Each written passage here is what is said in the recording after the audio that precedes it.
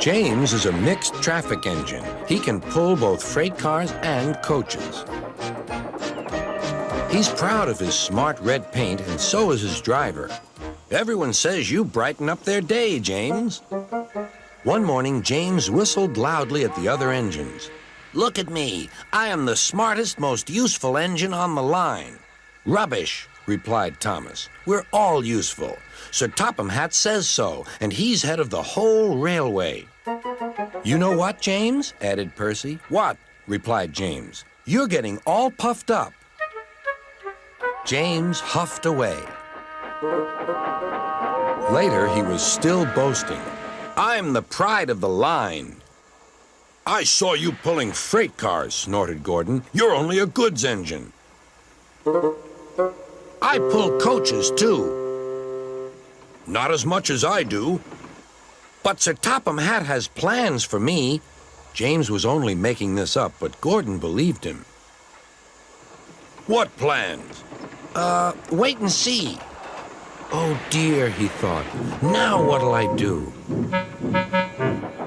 Thomas was shunting shining new coaches. Good morning, James. Are those coaches for me? Asked James hopefully. No, these are for Gordon's Express. I'll fetch your freight cars next. But James was going to play a trick on the other engines.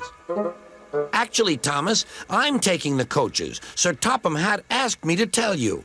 What about the cars? Asked Thomas. Give them to Gordon. Come on, Thomas, said his driver. Orders are orders. So when James's driver returned, James was coupled to the coaches and he puffed away.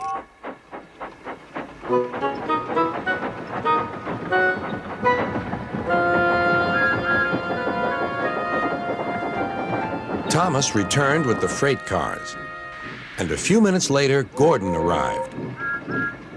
Where's the express? Thomas told him about James, and so here are your cars. Gordon was very cross, and so was his driver. Wait till Sir Topham Hatt hears about this. Meanwhile, James was enjoying himself enormously. What a clever plan! What a clever plan! He chuffed. Then he saw Sir Topham Hatt. Some jokes are funny, but not this one, James. You have caused confusion. Yes, sir, said James. You will now stay in your shed until you are wanted. The other engines teased James. I wonder who'll be pulling the express today, said Gordon. I expect it'll be you, replied Henry. James is stuck in the shed for being silly. James felt sad. Next morning, he went back to work. Hello, whistled Thomas. Good to see you out and about again. I'm sorry I tricked you, said James. Are these my cars? Yes, replied Thomas kindly. They are pleased to have you back. James set off to the harbor with his train of freight cars. He bustled about all day, pushing and pulling them into place.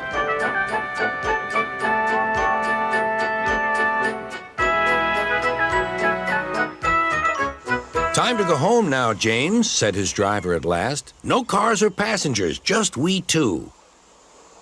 But his driver was wrong. Excuse me, called a man. I have a meeting with Sir Topham Hatt, and I mustn't be late. May I ride back with you? Of course, replied James's driver.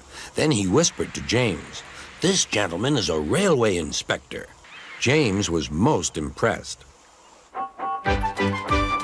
He steamed along the line as smoothly and quickly as he could.